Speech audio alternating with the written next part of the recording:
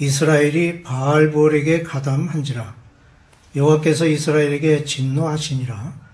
여호와께서 모세에게 이르시되 백성의 수령들을 잡아 태양을 향하여 여호와 앞에 목매어 달라. 그리하면 여호와의 진노가 이스라엘에게서 떠나리라. 모세가 이스라엘 재판관들에게 이르되 너희는 각각 바알부올에게 가담한 사람들을 죽이라 하니라. 이스라엘 자손의 온 회중이 회막문에서 울 때에 이스라엘 자손 한 사람이 모세와 온 회중의 눈앞에 미디안의 한 여인을 데리고 그의 형제에게로 온지라. 제사장 아론의 손자 일르아살의 아들 비느하스가 보고 회중 가운데에서 일어나 손에 창을 들고 그 이스라엘 남자를 따라 그의 막사에 들어가 이스라엘 남자와 그 여자의 배를 꿰뚫어서 두 사람을 죽이니 연병이 이스라엘 자손에게서 그쳤더라. 아멘. 성경에는 수많은 사람들의 이름이 기록되어 있습니다. 그 이름에는 명예스러운 이름이 있는가 하면 불명예의 이름들이 있습니다. 오늘 말씀에 나오는 두 사람, 즉 시므리와 고스비가 바로 불명예스러운 이름으로 성경에 기록된 대표적인 예입니다. 민수기 25장에는 시딤에 머물러 있던 이스라엘 자손들이 그곳에 사는 미디안 여인들과 음행하고 그들의 제사에 참여하여 바알 부올, 즉 바알 산의 신에게 제사를 드리는 일에 동참한 이야기, 그리고 이에 진노하신 하나님께서 백성들에게 연병을 일으키셨고 이 일에 동참한 수령들을 죽이라는 명령에 따라 비느하스가 창을 들어 음행하는 남녀를 찔러 죽임으로 연병이 멈추게 되는 사건을 기록하고 있습니다. 이 연병으로 2만 4천 명이 죽는 슬픈 역사를 담고 있습니다. 모압 왕 발락이 선지자 발람을 시켜 이스라엘을 저주하려던 시도가 소득 없이 끝나자 이번에는 매우 효과적이고 실제적인 방법을 동원하게 됩니다. 그것은 이스라엘 백성을 미혹하여 우상 숭배에 빠지게 함으로 스스로 저주에 빠지게 하는 방법이었는데 결국 그 방법이 적중하여 이스라엘 백성들이 이방 여인과 음행하고 우상 숭배에 빠지게 되고 말았습니다. 이스라엘 백성들은 가나안 땅에 들어가기 직전까지 시딤에 머물렀는데 그 기간이 꽤 긴 기간이었습니다. 이렇게 오랜 기간 머무는 동안 원주민들과 자연스럽게 가까워졌습니다. 그 결과 백성들이 모압 여자들과 음행하기에 이르렀고 여자들은 자기 신들에게 제사할 때 그들을 참여케 하여 우상에게 절하도록 한 것입니다. 2, 3절에 그 여자들이 자기 신들에게 제사할 때에 이스라엘 백성을 청함에 백성이 먹고 그들의 신들에게 절함으로 이스라엘이 바알볼에게 가담한지라고 말씀합니다. 이때 하나님께서 이스라엘에게 크게 진노하셨습니다. 이 진노로 인하여 이스라엘 백성 중에 연병이 돌았습니다. 하나님께서는 이 진노를 멈추기 위한 해법을 제시하십니다. 4절에 여호와께서 모세에게 이르시되 백성의 수령들을 잡아 태양을 향하여 여호와 앞에 목매어 달라. 그리하면 여호와의 진노가 이스라엘에게서 떠나리라고 말씀하십니다.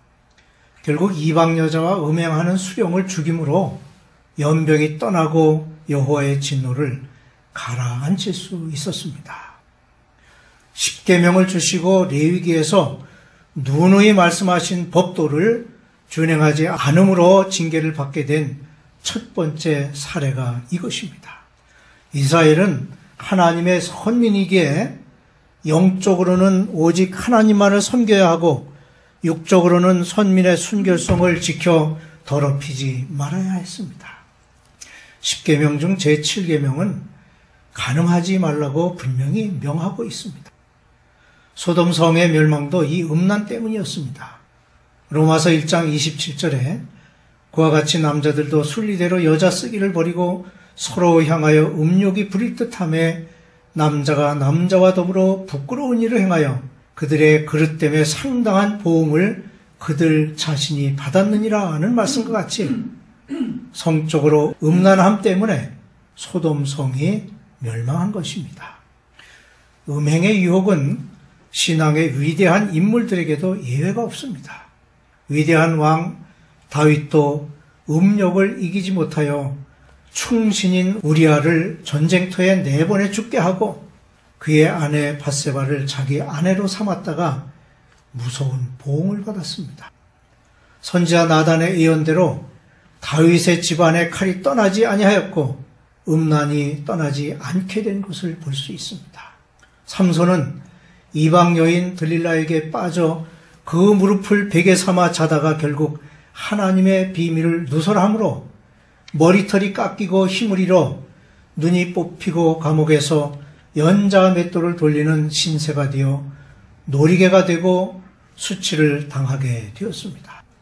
사도 바울은 고린도전서 6장 18절에서 이렇게 경고합니다. 음행을 피하라. 사람이 범하는 죄마다 몸 밖에 있거니와 음행하는 자는 자기 몸에게 죄를 범하느니라고. 불명예의 이름을 남긴 시므리와 고스비와는 반대로 하나님의 마음을 시원케 해드림으로 명예스러운 이름을 남긴 사람이 있습니다. 바로 제사장 아론의 손자인 비느하스입니다. 비느하스는 백성의 음행과 우상 숭배로 인해 일어난 하나님의 진노를 멈추게 한 사람입니다. 그는 의로운 분노를 품었고 말씀을 따라 행함으로 하나님의 진노를 멈추게 하였습니다. 6절 이하에는 이스라엘 자손 한 사람이 모세와 온 회중의 눈앞에 미디안의 한 여인을 데리고 그의 형제에게로 온지라.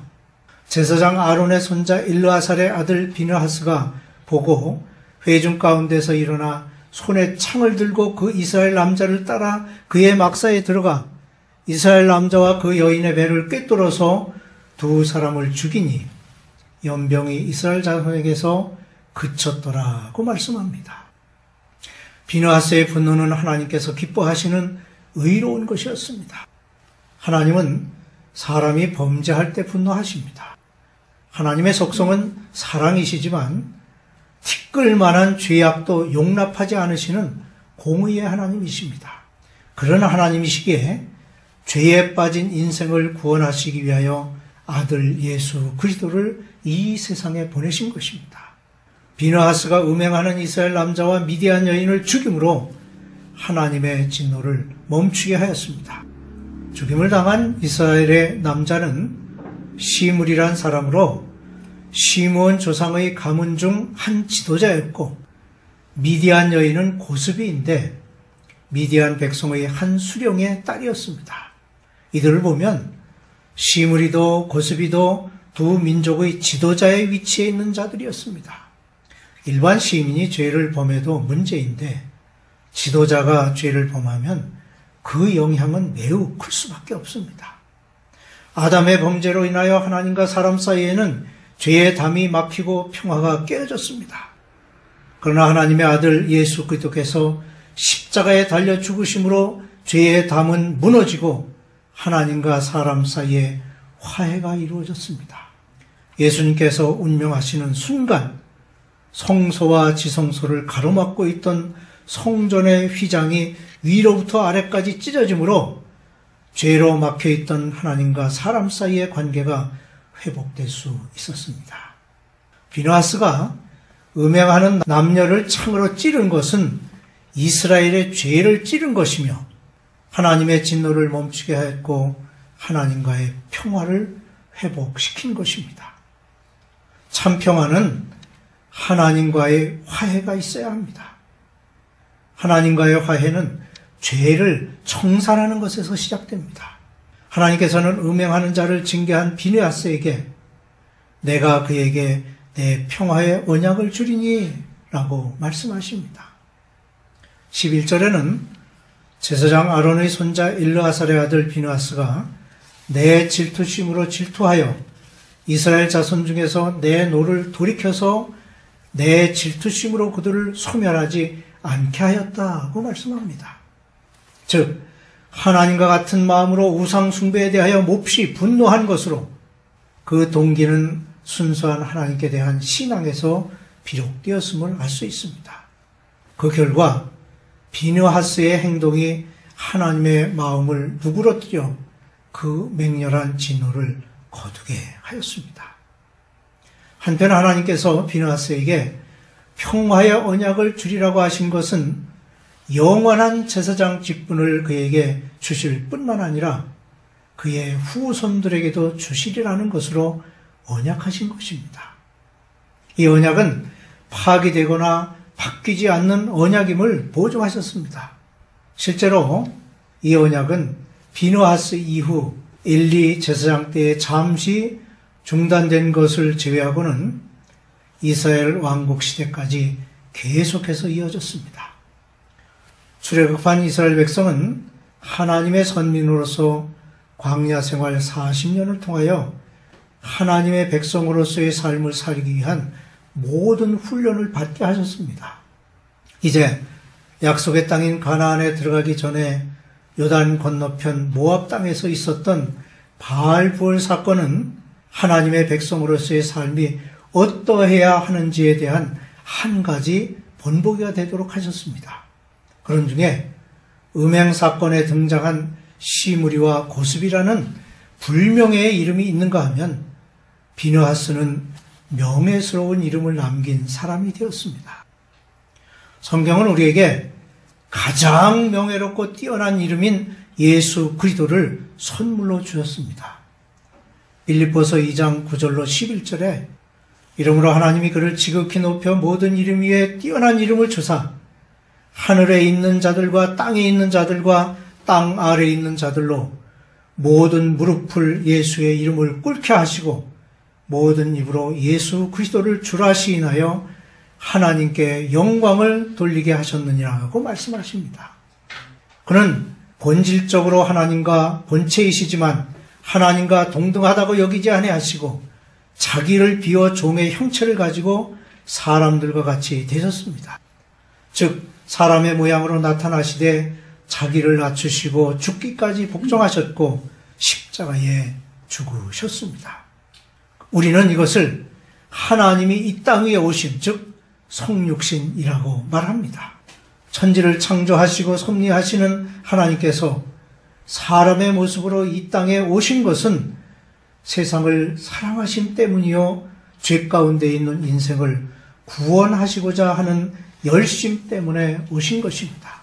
이런 사랑과 열심은 이타적일 수밖에 없습니다.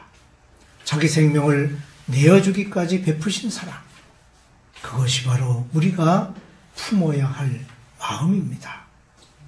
사람은 죽어서 이름을 남긴다고 했지요.